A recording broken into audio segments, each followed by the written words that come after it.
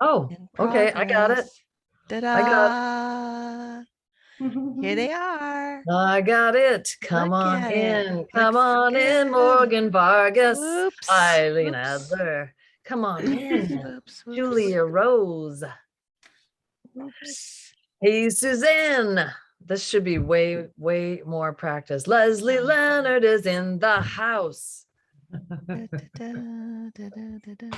Okay. Samantha. Hi, Samantha. Oh, look at all these. Elaine. Here they come. Oh, here they To are. save the day. They're saving me. Participants can't chat with anybody. I turned it off. You can't talk to us. People were going for the first time. They're like, what the hell's wrong with this girl? What in God's name is she singing like that for and telling us that we can't talk to them? Isn't this Feedback Friday? Isn't this a time to have fun? Yes. Why, yes, it is. We're just letting everybody in for now. And yeah, great. Reporting to you from an Airbnb here in Hollis, Maine. Oh, huh. Yeah, not the usual Cape Cod kitchen. And I'd love for you guys to see the other side of what this looks like, how this computer is propped up. It's all precarious. Oh, Samantha Verone. Samantha Verone showed up, and guess what? An email is coming, Glynis. 10. Well, yeah, you guys are getting an intro to Samantha. Oh, are we ready? How are we doing? Kathy, people coming in? They're still coming in, Kathy. Okay, we'll hang Come on. out here. It's Friday. It's time to relax a little bit. This is relaxed, okay? You know, we always have some really good conversations before we start. Today I was talking about if the four of us were tripping on mushrooms together. That kind of went over flat. I just looked at everybody's faces and they were straight faced. I didn't give any background on that about mushroom foragers. But anyway, Yeah. some of you got it. I appreciate you for that. I just want to say that they make you super nauseous, so don't do it. But Kathy's never done anything like that. Never. Nope, never taken any kind of psychedelic mushrooms. Everything changes now looking at you, Kathy, with everybody imagining that as you as a teenager, maybe. I think I was a young adult. You were born in a young adult? No, I think I was it was like the last year of college. So I was probably 21 or 22. Yeah. All right. I think we can start. All right. You want me to start? Good. Yes, please. Good morning, everyone. I'm just going to try not to make the screen fall off a chair. One moment. Stone Barn Center. Well, it's oh, the yes. end of the week. Now where you been? Well, now it's Feedback Friday, so come on in. Come sit down and stare at your screen. We got a presenter that you never seen. We're Feedback Friday, we're on the loose. We'll be the train, you be the caboose. It's Feedback Friday with Kathy and Amy. Mashed potatoes and the gravy. It's Feedback Friday all day long. Feedback, Feedback, Feedback Friday. Oh my goodness, I've been lip syncing and I wasn't on mute. Ugh, that's embarrassing. Hello, everyone. How are you? It's Friday and welcome to Botanical Colors Feedback Friday, episode 72. 72. Done this 72 times. It has been 72 wonderful presentations, and we're going to have something really special today as well. Very thrilled. I'm Kathy Hattori, president of Botanical Colors, and joining me from Hollis, Maine on a sheep farm is Amy Dufault, I mean, this lady gets around. Sheep everywhere. There was some Conestoga wagon that she had posted onto Instagram the other day. Shepherd which- wagon, Kathy. It's a shepherd Oh, wagon. wasn't I? You weren't headed out west on it. I'm Hitched leaving to a couple botanical of pillars and mules. I'm out of here. It was great. Anyway, so there it was. Very interesting to see that. But I just want to talk about our guests today. We have from the Stone Barn Center's Arts and Ecology program, co-director Shannon Algiere and member services center manager and the farm's natural dyer Glynis Cotton. And the first time I ever saw Glynis live, she had this beautiful like array of skeins of yarn dyed with natural dyes. It was so impressive. It was like, oh my God, I got to do something. So then I came up with this. Nice. It was pretty funny. Anyway, they're going to be talking about the work and the history of the Stone Barn Center for Food and Agriculture, as well as the programming that they do around the arts and ecology initiatives on the farm. And, you know, I think what's really amazing today, like right now, is that even 10 years ago, this was a very loose configuration of people who were either raising fiber animals or working with fiber animals or fiber plants, and dyers. And then this whole idea of that there's actually food and chefs and cooks and people of talent who are doing things extremely creative with food, as well as people who are doing amazing things with fibers, and that this is all one big circular continuum. I mean, we all learn from each other and kind of riff on each other. What they're doing in the food world, you're just starting to see really amazing ideas come out of the fiber world, and people growing things and thinking about using different plants and even waste products as dye because they have proximity to these other systems. So things are no longer siloed, they're really interchanging. What's really amazing to me is that you can go both kind of on the skill level, you can go from beginner all the way to expert. On the cultural level, you can enter at any level. There is a culture that is doing something like this that you could learn from. So it's just fascinating. Anyway, I'm not going to talk too much more, but I think this is a super special presentation for us. And before we start, I just want to say thank you to everybody. Yesterday, we had like a terrible internet failure with our shipping system, and we got so many emails and social media posts like, what happened? So yeah, it's fixed now, we think. Anyway, at least people are able to order again. So if you were trying yesterday, it should be working today. And just thank you for all your support and all your concern. We're doing just great here. Amy's going to be moderating the chat on this call, and when Shannon and Glynis are done with their presentation, she'll open up the chat and you'll be able to put in your questions, which I'm sure you'll have tons. And everyone is muted now, but we'll open it up later so we can say hello and goodbye. The call is being video recorded, and we'll have a copy for you on the website later on this week. And now I'm just going to turn it over to Shannon and Glynis and say welcome. And we're really excited to have you join us. Thank you so Thank much. you, We're Kathy. so honored for the invitation. I'm going to share my screen.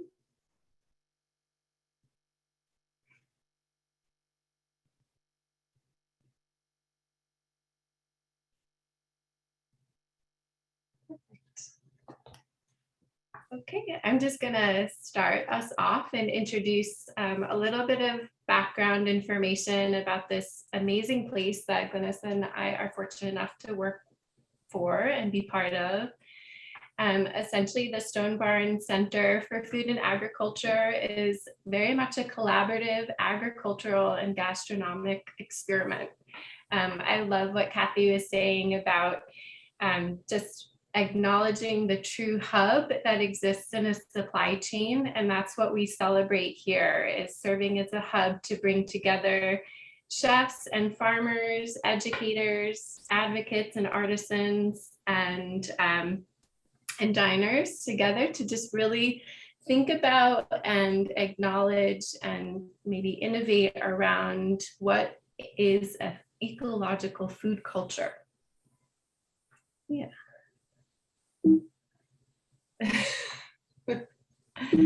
No, it doesn't want to change slides. You have some arrows at the bottom of your screen. Yep. They Mhm. don't work. Okay, there we go.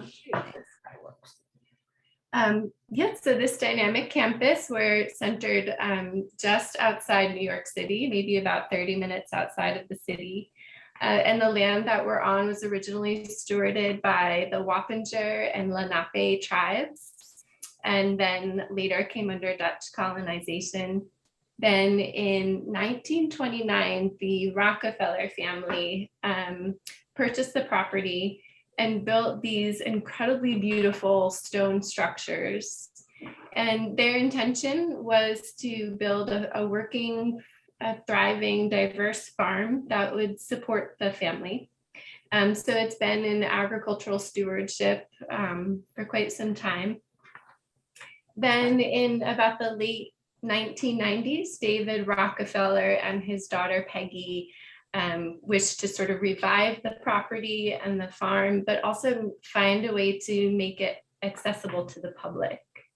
And so they put their heads together, and they especially, this felt meaningful to them as well, because David's wife, Peggy Rockefeller, had started, the late Peggy Rockefeller had started American Farmland Trust. And she was very passionate about the integration between conservationists and farmers, and really saw the importance of them working together.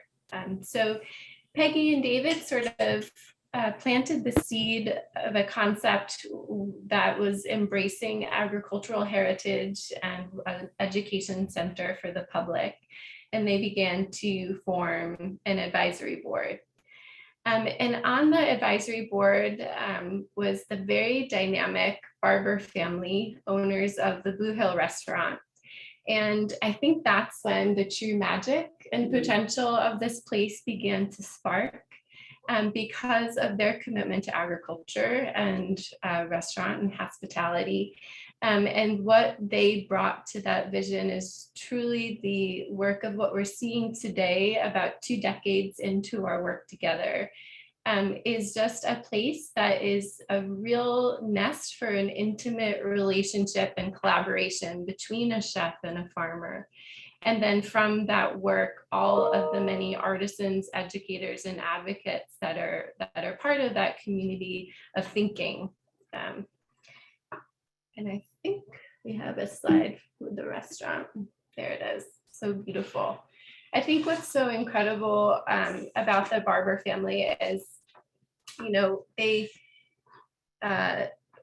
or the chef Dan, is that when he and our farmer Jack began working together, they both started to understand that in order for it to work, they really needed to just jump in and take risks together.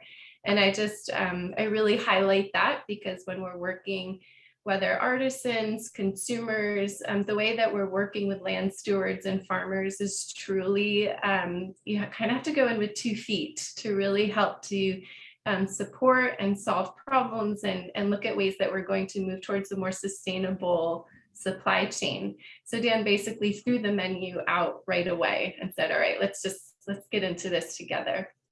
And it really keeps the intimacy of the collaboration. There we go. So another major partnership with this farm is that we're surrounded by Rockefeller State Park Preserve. And so we inherited an additional 400 acres a few years ago. And in this, we began to build a conservation action plan, an agreement with the state, so that we could commit to stewarding the land in a holistic, regenerative way. And that way we could cut back on the state's use of equipment, pesticides and chemicals, and instead use livestock, a multi-species grazing program to care for the land. So the animals are here really to help us with an ecological service. And from that, we also have a very robust ecological monitoring team that is here under a grant, and they help to monitor the impact that these new systems have on the land. And it seems to be going in a good direction. So we have quite a bit of cattle and sheep. Thank you. And this is just a look at the campus overall. We have a thriving crops program, forest and forestry, livestock, as you said, and a restaurant and cafeteria. What we're also excited about in this next chapter of our of Stone Barns and Blue Hills partnership and future are these hubs or centers, or what we might call labs, that are really bringing the work of the restaurant and the farm out of the kitchen and off the grounds and into a space that is open source and innovative and experimental. And Glynis and I are really excited about pushing for a lab called the Arts and Ecology Lab. And essentially this lab was designed to address more of the non-edible material streams coming from the property, and give us the opportunity to explore processes and principles around the materials, kind of unfold what's happening in the supply chain and work with different artists and partners. So this was born the Arts and Ecology Lab. And on a diverse farm, there's a lot of different products that are coming through the lab. We have a lot of fiber coming from our sheep. We have Shropshire and Finn Dorset sheep. And here's some of our livestock team. So we have worked with a few different mills, one of them being Bat and Kill Fiber Mill, to process our wool, to clean it, to make it into yarn. And Glynis will show you a little bit more about the sort of next steps that, that she's been creating in partnership with artists.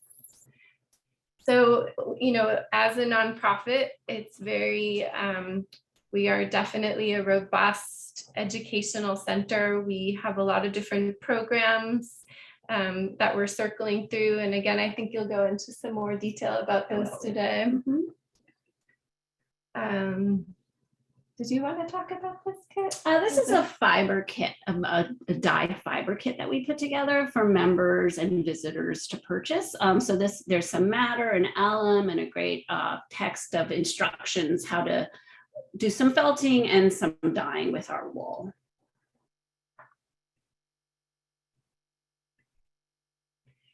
So with the increase in our cattle herd, we also, you know, we send the cattle off to slaughter and we get back these like beautiful cuts of meat for the butchery on site. The butchery is taking back whole animals and breaking them down.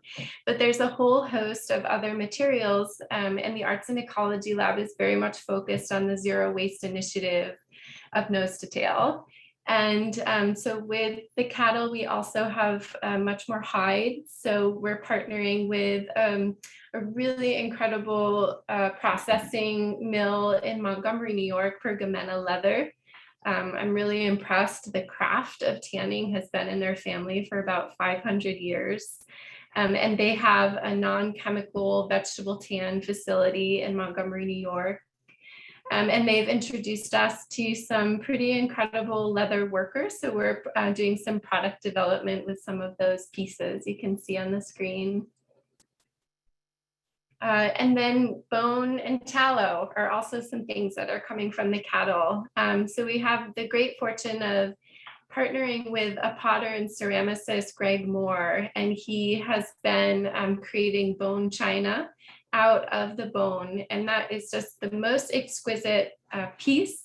And what we're sort of fascinated about, a couple of things with that in the Arts and Ecology Lab, is the design process, sort of the collaborative back and forth between chef and artist and front of house, to really get to this final product. I think with a gallery full of artists here, I think you understand just the beauty in that design process.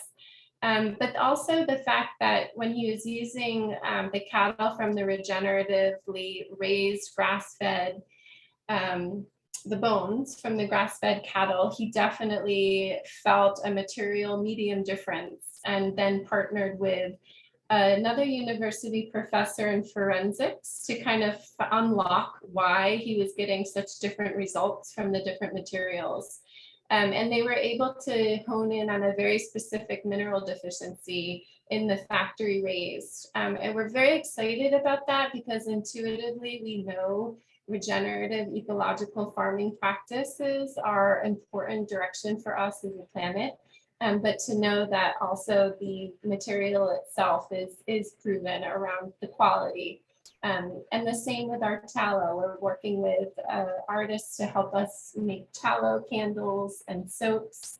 And again, definitely an artist's appreciation of a nice fatty tallow. I want to make sure I'm not going over time. So the floral piece is a big part of our lab as well. So we have a lot of cultivated flowers here, but it's very important to us that we're thinking about pollinator habitat incorporated into a diverse crop system, as well as the beauty of an ecological landscape design approach. And we see a lot of waste and need in the floral industry to try to pivot towards regional sourcing, as well as kind of going outside of the box of an aesthetic appreciation, things like pasture grasses and weeds like mugwort in design. So we have a couple things coming out of the lab. We have a flower share program for members with bouquets throughout the season. And of course, with the restaurant, we're very fortunate to have access to a thriving event industry in-house. So whether we're creating flower material through the lab, pieces and designs for that, or Glynis will speak to a little bit later, addressing some of the waste concerns in the floral industry. Lastly, I just want to talk a little bit, oh, sorry. Oh no, going the wrong way. I want to make sure I address the beauty of our partnership with Philippe Goose, who's the Director of Operations for Blue Hill. And again, what we, I think, have learned a lot about in our partnership with the restaurant is the tablescape. The flavor that's inherent, not just in what you're tasting, but in the experience of dining. And so we have been working with different ceramicists and potters, especially with Greg Moore, who is sourcing directly from the farm and so deeply engaging with the farm in terms of using soil, using different practices that highlight materials on the farm. But then also working with a lot of different cultural influence and function around some of the tools on the table. So recently, if you're able to peruse our website after our talk, there's this really incredible program we just were engaged in called the Residency Chef Program. It was our opportunity to invite chefs in from around the globe to have about a 5-week residency in-house. And during their time here, they just made use of these incredible resources and created their own program. And we learned a lot from each of them as well. There was a lot of educational demand on them. And we just really celebrated what they had to offer. And we partnered each of those chefs with a potter, and again facilitated this sort of collaborative design process, and they came up with these beautiful unique pieces for each chef. And I think it unlocked a lot for the chef themselves. I think they're going back thinking about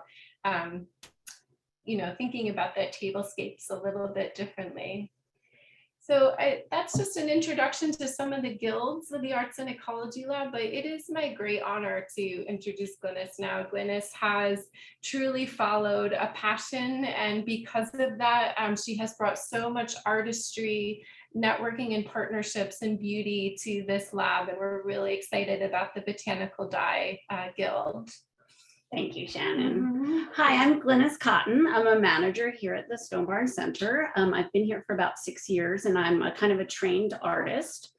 And being here on the farm, I was just completely inspired by the beauty of the landscape, but also I saw all of these incredible materials kind of not being utilized, and I wanted to kind of experiment with ways we could use them.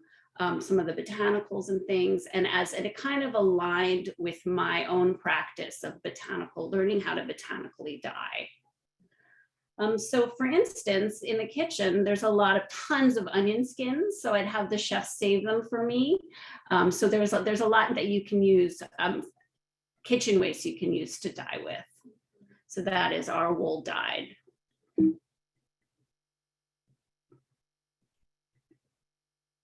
Also, I started foraging a lot on campus, started to do some eco-printing. So this is an example of Japanese maple leaves that I eco-printed on cotton.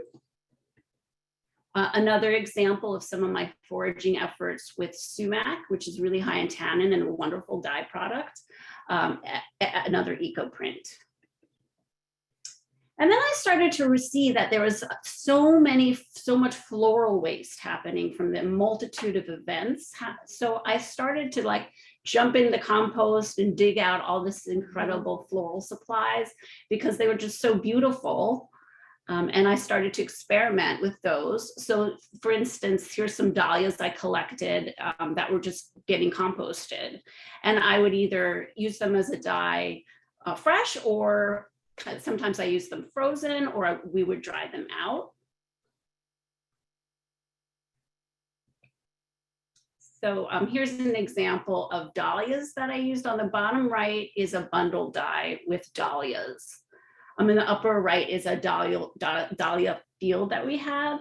We do a lot of flower research and design. So that was, we had so much excess dahlias that year. I was just collecting them and using them through the season.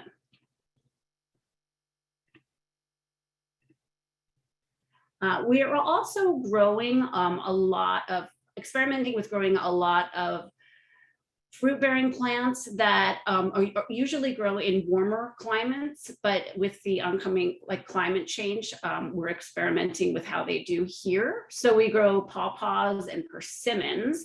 So I just started an experiment with kakashibu, which you use unripe persimmons, and apparently that has to ferment for about a year. I've never done it before, so if anyone has, I'd love some advice. I think I maybe picked the persimmons a little too late, but we'll see what happens. It's an experiment. So then as I was dyeing and using all these foraged materials, the natural evolution was to dye our own yarn. So I have some images of that. This is mostly madder and onion skin. We have really beautiful yarn. Again, other examples, madder, marigold, some mordants. And then we started to sell our botanically dyed yarn. So here's an example of that. So the next kind of evolution of this whole process was to start to plan and design actual dye gardens. So I drew this illustration, kind of mapping out a dye garden with one of our horticulturists and what that might look like so that we would grow plants specifically to use as dye. And this is an image of a dye plant garden kit that we put together, and we offer it to our community, to members, or the public can purchase it, but we also really work to collaborate with community gardens and artists in the area. So we were donating a lot of these to different groups to work with to get their feedback on how the plants thrived and what we could do differently. So that was a really great project that we worked with the farmers. The die kits came with this really well thought out garden bed plan. And so I just want to show you some images of the dye plants that we actually started growing. So indigo was the first main one. It was such an adventure. It's such an incredible magical plant. It did incredibly well. It was almost overwhelming how much we had. And it was just like a wonderful experience. We ended up, I think, harvesting like 40 pounds of indigo leaves. Here I am in a fermentation process with that first indigo crop. So with the indigo that we grew, we ended up making masks for the front of house staff in the restaurant. So trying to connect all of these pieces together to tell a story. That was for Chef Shola's Residency. So he's a Nigerian chef. This is Coreopsis that we started growing. It was very happy this year. This is a shout out to our horticultural genius, Laura Perkins, who helps me dye these incredible plants. This is Dyer's chamomile dyed with our wool. We just have such an incredible support system with the gardeners and farmers here. Sulfur Cosmos. Hopi sunflowers. We have a ton of them. I've never used them before. I'm looking forward to, when things slow down a little bit, experimenting with those. Would love any advice. So then within the arts and ecology space, we do really want to collaborate with artisans and artists. So this is a show that we had called Object and Thing, where 7 different artists were invited to the property, used materials from the farm in pieces created specifically for this show. These are pieces by Megumi Arai. She made these Japanese norins that are incredibly beautiful. She came and collected some sumac, some marigold, dahlias, and things like that, and made these specifically for the space with materials coming from the farm. And here's Megumi speaking about her work. She's really inspiring. Another example of that is Kiva Montic. She's from Thompson Street Studios. So she came and collected materials. She makes beautiful quilts. For us specifically, she made some napkins and table runners for the Object and Things show.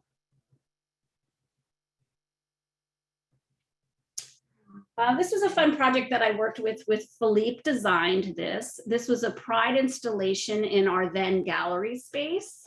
So I dyed the wool a rainbow of colors for him, and he arranged this incredible kind of floral tree display. And then another great project that I worked with Philippe on that he designed, he pretty much designed for the main dining room in the restaurant. There's a big table in the middle, and we have a lot of different seasonal installations. So this was for Chef Jorge Vallejo's installation. He's from Mexico City. And I actually bought this kit from Botanical Colors. They're dyes of the Americas, which were used in the different in Central, North, and South America. So that kind of worked with his story. I dyed the yarn for that, and we created this big kind of sculptural piece in the dining room. It's hard to photograph. It looks completely different from where you're like perceiving it. One half of the dye was from Stone Barns Botanicals, and the other half was from dyes of the Americas. So it just kind of changes as you move around the room. And here's a couple more photographs of that. It was a great collaboration with Philippe. And so then we started to feel comfortable enough to do some workshops. So here I was doing during COVID a virtual workshop for CIA cooking students. And this was just about using food waste as dye products. And that was just like a little exciting, fun thing for them to do with their whole curriculum here. And in line with working and supporting artisans in our community, this is Anne-Marie Cavullo from Pretty Studios. She has a beautiful dye practice and business. So we invited her to the campus to do a workshop with us. So we all kind of walked up in the field and harvested different flowers and came back and bundle dyed these beautiful organic cotton handkerchiefs together and had lunch together. This is an example of her work, which is really beautiful. So this is one of the last projects we just did for the cafe. I tea dyed paper. I just want to get. So Angelica Arocho is our ecological monitoring coordinator, had pressed these botanical plants. And so that's a big display in the cafeteria. That's really incredible. Her Instagram is The Meaning of Plants. She's great. And lastly, it's time for seed saving as the season winds down. So working with the farmers and chefs who do a lot of seed saving, they're advising the best ways to save seed and to prepare for the next season. This is indigo seed on the right and some Hopi sunflowers, and I think that's sulfur cosmos. And that about wraps it up. That's me with some remnants of saris that I botanically dyed that we use for bouquets and presents and gift wrapping. So that's it. We'd love to invite you to come visit. This community is completely welcome. We're just right 45 minutes north of the city. So please reach out if you're interested in coming. Thanks. Oh, fantastic. Thank you very, very much. You can go ahead and stop the screen share and we'll go back to gallery so we can see everyone and start asking questions. That was amazing. Thank you. Yes. That was so good. And I just opened up the chat so you guys can start putting your questions in there.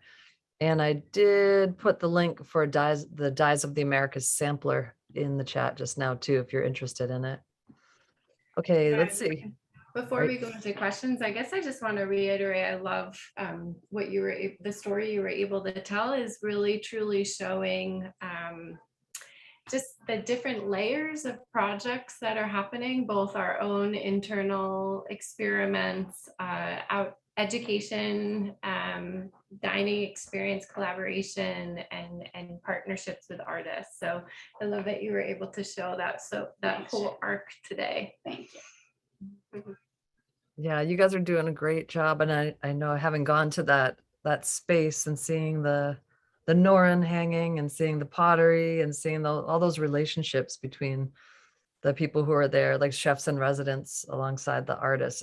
It's a really great space to go and visit and see the work and to think about that crossover of food and fiber. And I love that when you said that too, Shannon, about the landscape of the landscape of the tablescape. That's what it was, right? Tablescape. Yeah, and I love saying farmscape too, because it just truly shows how much is involved in that. Yeah. Yep. And I'm sorry that this seems to be. Yes. Okay, let's see. I want to jump into the questions. So Gail's asking, can you describe the similarities and differences in purpose of mentation for food and dye? I'm not sure what mentation. What's mentation? I don't know what mentation. So I think that was about fermentation, right? Yeah. Oh, fermentation. Okay. We're pretty excited. There is another lab and hub that's solely focused on preservation. It's run by an amazing chef and an alchemist. I call her Courtney Burns. And so she was right there with us when we said that we wanted to try some of the indigo and the persimmon. So yeah, I think it's pretty incredible for me to learn from Glynis and see that there were these steps to take a plant through and see all of those changes.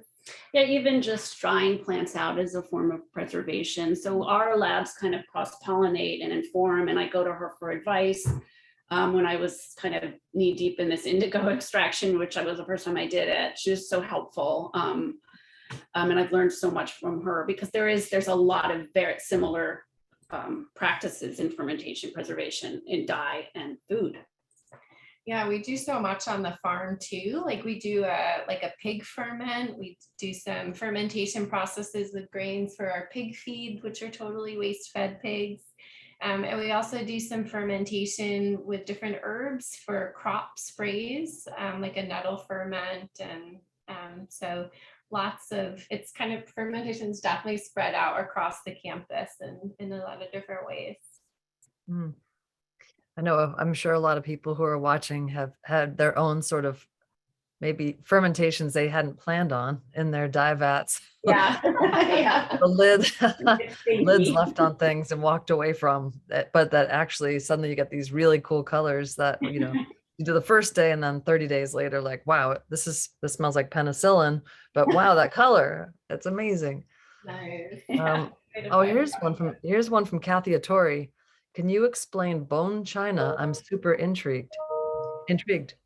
Yeah, I would definitely encourage you to go to Greg Moore's website. And Greg, getting dinged. So Greg Moore, yeah, he has this beautiful process. Of course, it goes to high heat and then pulverized. And then reconstituted. And actually the question came up today and I need to research like what he's blending it with. Right. If you Yeah, remember. I don't remember. So, and again, it took a lot of tries. The first bone china was like a very thick piece. And so there was maybe months and months of back and forth to get to this incredible fine piece, just still durable enough to use. So yeah, Greg Moore, Moore, please do look up his work. Oh, And fantastic. I'm sorry, did you say, I remember with Greg when we did that, the young, the farmers conference. Oh, yeah. Mhm. Yeah, that he was on a panel, but was he also, he was kind of digging in the compost? Is that or he was actually digging back in an area where you guys had composted, getting a lot of the bones? Yeah, he was doing a little bit of that. He's like really truly an example of someone who has dug into the farm. Yeah. He had Jack Totally. dig a big pit and has worked with the different sediment along the way to create pieces. He has a signature piece that's made out of the farm clay with just a fine bit of porcelain included. So it truly is like a dirt charger. Really incredible artists on the cutting edge of you know, figuring out how integrated he can be in the farm with his pieces. Yeah. He had one where he created a piece and then put some pig or chicken food and had the animals peck at it and create all of the shapes. Textures. Oh, cool. Yeah, That's cool. it's fun. It's just fun to be able to have a space like this and see how people relate to it. Mm-hmm. All right, let's see. Kay is asking, do you ever host events for dyers at the restaurant? It would be a perfect place for that. I used to go to a center in the Ozarks. I had herb events and lodging on site and nearby. Love the place and the presentation. Thank you. Yes, I think that's a long goal for next season. We just started doing workshops after COVID in person, so I think that's a great suggestion, and we're thinking about that. Ooh, a couple people were asking about bone china. I'm just scrolling through the questions. So hopefully that you guys, let's see, persimmon native type. Okay, we picked, people are talking about when to pick persimmon, when to pick vegetables. Oh, good. We're getting tips. Getting hand stained. Let's see. Hi, thank you for sharing. Where should we reach out if we'd like to arrange a visit? Sure. So info@stonebarncenter.org actually comes into me. That's why my notifications keep going off. And I'll get them, and would love to host you. We'd love to host you and give you a tour. So this is a great community that we just love to build.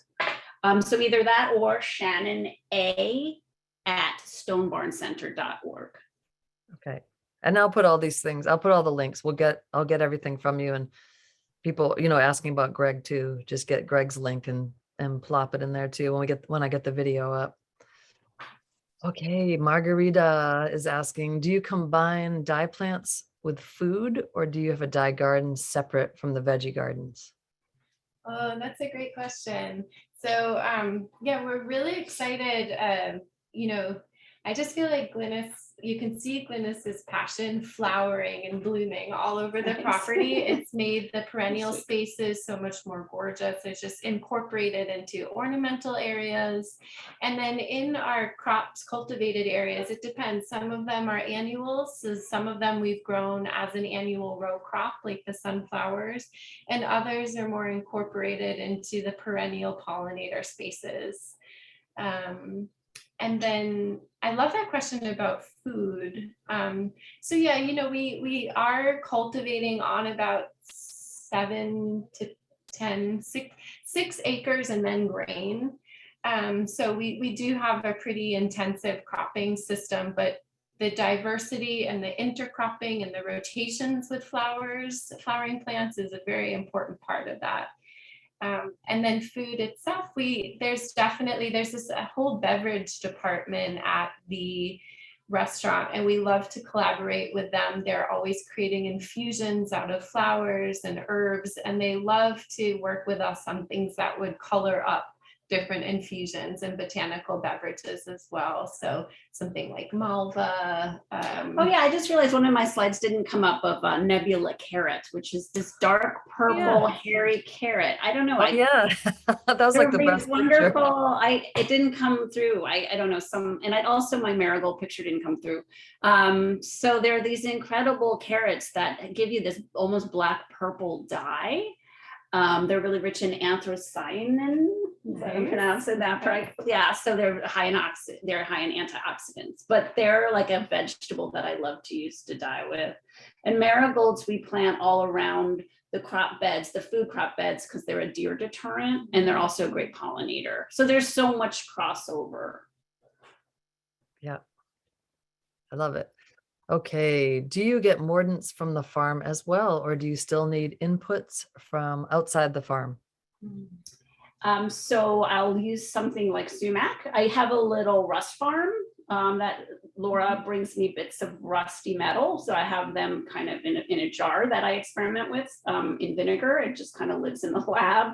But I do use like different kinds of allium sulfate, potassium sulfate, and acids and things like that. I do use inputs. Mm-hmm. Okay. And iron, yeah. Yeah, and iron, right. Which is why you're going to be talking to Samantha Verone soon, the rust dyeing queen of the, at least of New York City. Okay. Ooh. Yeah. Who wants to know you? Okay. What are you thinking about with your Hopi black sunflower to get the dye? So how are you using their Hopi, or are you using Hopi black sunflower? I haven't done it yet. We just have a lot of product. So I'm not even ready to speak about it. I'm going to experiment. I'm open to suggestions. I know that it can yield a black or purple color. I believe if you kind of simmer it, I don't know yet. I'm just hoping to experiment. Yep. So people are saying very nice things about you guys. Want to come visit? I love the presentation. Anne's asking, do you involve children from school or community groups in your workshops? So our center is on a 20-year evolution. And in our early days, we very much focused on kids from pre-K on up. We had a thriving summer camp. We worked with schools in New York City.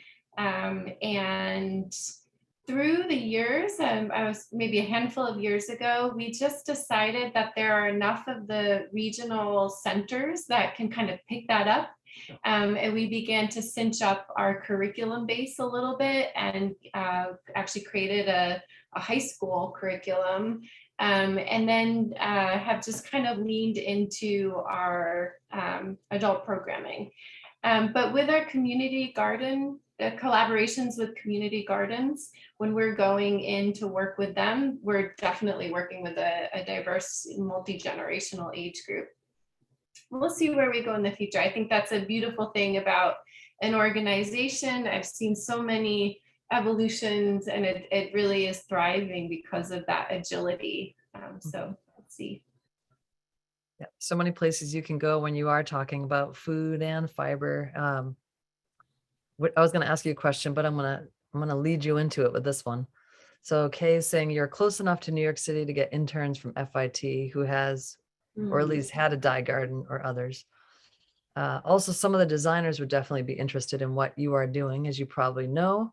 I love the idea of having a drink from what you used for dyeing. So maybe lead into some of the things you have done, like that group that we had. I don't know if those recordings are still up on your site when we had it was like 10 of us that came there, designers, and like that whole experience. Maybe talk about that and that crossover of food and fiber and the future of it all.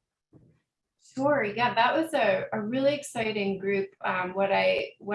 We did is in these labs or centers, we're really, and I think part of the uniqueness of our place is you can experience from the farm to the end product. And the same, we would love to really pull upon the whole supply chain, representatives from each step along the way as we learn what happens from raising the sheep all the way up to like a beautiful brand product.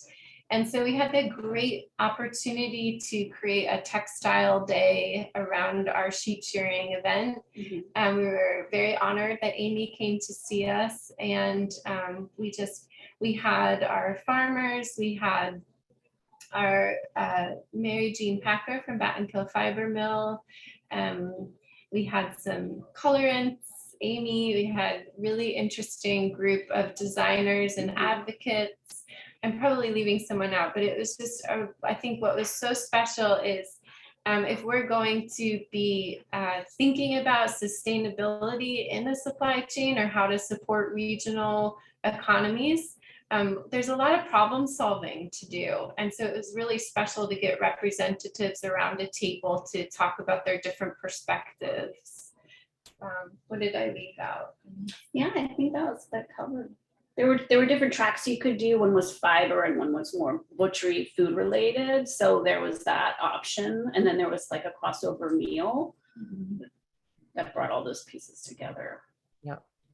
Do you have the recordings of that Zoom recording? Oh, that's right. So I'll have to see if that's on the website, but there are definitely other resources. Like Amy, you mentioned the Young Farmers and Cooks Conference. We do have some of those videos posted online, some farmer resource videos. I'll have to follow up to see if some of those are recorded, are posted, but definitely they are saying. Yeah, and I just put it's Battenkill Fiber K that they're talking about.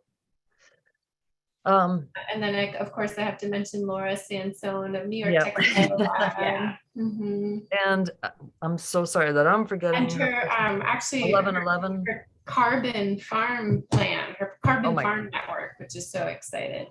Yeah. And then what were you saying, Amy? Why am I forgetting 1111? Kathy. Why am I forgetting her name? Mia was there too from 1111. When we actually have 1111's fabric now on our website, we sell it. It's beautiful, totally beautiful. Yeah. Yeah, and that conversation was really interesting because we were all as fashion industry or textile people watching the sheep get sheared, then being taken out to the field to see the other sheep, then actually, eating. I mean, it was a full trip around, the idea of what a sheep can do, what a farm can do, and how beautiful that crossover of food and fiber can be. I think it was like the week that Vogue had the article about the term regenerative in fashion. And so it's a really great opportunity for us to begin unpacking that. And I love, just one of our biggest questions is, as the demand increases, how are we going to support our farms and our farmers? And as you mentioned, Amy, creating a toolkit for dialoguing, what are the best, where are the needs going to be and how can we support? Yeah, there's and of course so many needs. I was on a sheep farm yesterday talking with somebody who works with wool supply chains, and And here on this farm, Lily Creek Farm, I keep saying Lily Pond or Lily Creek, but I'm pretty sure I'm going to look it up. Lily Creek Farm is where I'm at right now in Hollis, Maine. But we were having these same conversations, like how do you help farmers? Kathy and I talk about it all the time. How do you help the dye farmers that are growing all these dye plants to find use for what they're doing? And I mean, here she was actually composting, doing a lot of composting out on the soil too. So she's doing her own regenerative kind of soil remediation. I mean, this is pretty incredible here. But anyways, yeah, it's there's a lot of good people doing a lot of good things. You guys are awesome hosts for those people and using the center to really showcase and show like Pergamena. Nobody's asking at all about that Pergamena. Am I saying it right? You said it different. I think that's right. Sounds like Yeah. basil basil. Yeah. And even the felt pieces that you have too from Cloudy Youngstra. Is that how you say Cloudy's last name? Yes, yes. Shannon's looking at you like you should talk about Cloudy or something for a minute to mention. I know. I think unfortunately I feel like we had like 3 slides. Yeah, that I did just have skipped yeah, over. she's an incredible Dutch artist who made panels for us that are in our Arts and Ecology Lab. Amazing. She Yeah, used they're our stunning. wool. Yeah, I had a picture in the, I'm sorry, some slides got lost in there somehow. But she creates these for museums and airports. She has quite a portfolio of work. Cloudy Jongstra, STRA, so CLAUDY, Cloudy Jongstra. And she's Kathy she just- loves Super growing her inspiring. own dye plants and doing the whole, having a farm that supports her art practice. Yeah, we will get Claudia on this. We're emailing. And Kathy yeah, just put perfect. Cloudy's website in the chat. But Thank you. yeah, well, you guys, it's 3 minutes until 1, and it's time to wrap up this amazing Feedback Friday. Enter Oh, Kathy's fantastic. story. Thank you very, very much. Thanks Oh, so thank much. you. Wow, what a place. And it's so great to know that you're just outside of the city because Amy, we're going there. Oh, heck yeah. Can't wait to see you guys live. That'll be fantastic. Well, thank you again, Shannon and Glynis. This was amazing. And I just have a few reminders and a discussion about our next guest. So we are still open for Samantha Varone, her rust dyeing workshop. The Queen of Oxidized Iron is still awaiting for you to join her in a workshop. So go ahead and sign up for that. I also, if anybody still really has to take this workshop with Kim Eichler-Messmer with this machine stitched shibori and indigo, I think it's still open on the site because somebody actually registered mistakenly twice. So, when we refunded her second class fee, then it popped up in inventory again as available. So if you've been just like really wanting to take it, we could still get you your materials on time if you register this weekend. And it's next Friday and Saturday. That's for Kim Eichler-Messmer. And for those of you who are Kristen Arts fans, she is your TA. So it is just going to be amazing. And then for Samantha Varone, she is November, I believe it's 2nd and 3rd. Is that correct, Amy? 2nd? I think it's, hold on. I think Samantha can answer that question herself. Samantha. November 4th and 5th. 4th and 5th. Oh, I was Friday. so off. 4th and 5th. I thought it was a and- 4th. And your TA for that is the one and only Amy Dufault. So Oh, heck yeah. both of these workshops are going to be a lot of fun. We also have a new sap and wood extract. So this one we've just started working with. It's really interesting. It is a combi of both sap and wood and a little bit of gallnut tannin. And I think that's to improve light fastness. But I'm just thinking, for those of you who like to work with iron, I bet it would make an incredible purple because you've already got the tannin and iron reaction going on with both the sap and wood and the gallnut, and you've got that red hue from the sap and wood itself. So it could get pretty beautiful. I'll check it out and see what we get. And speaking of tannins, all of our tannins are still on sale through the end of the month. So if you've been like, ready to work with tannin and iron, or tannin and any type of the alum mordants in order to increase light fastness on a cellulose fiber, now is your chance. So don't miss out on that.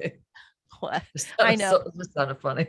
Tannin. Yeah. That's we what love everybody tannin. wants to do. Go tannin know. crazy. Let's go tannin. And did you see all those beautiful leathers that they had from the farm? Those were all tanned with tannin. So Tannins. it's everywhere.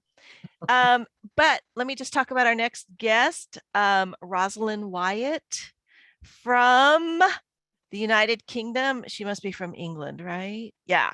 Rosalind explores history and tells stories through natural dyes, needle, thread, and fabric through her creative textile art. She's been exploring the healing properties of textile work and textile practice.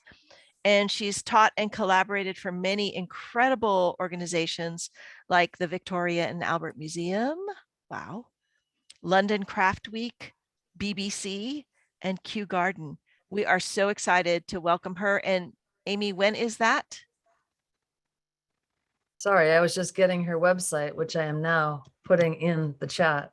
Yay. That will be not this Friday, but next Friday. Okay. So we will And see she's you in very a couple of excited. Fridays. Yeah, this is going to Yes. be really fantastic. So don't miss that. And I think with that, we are done. Yes?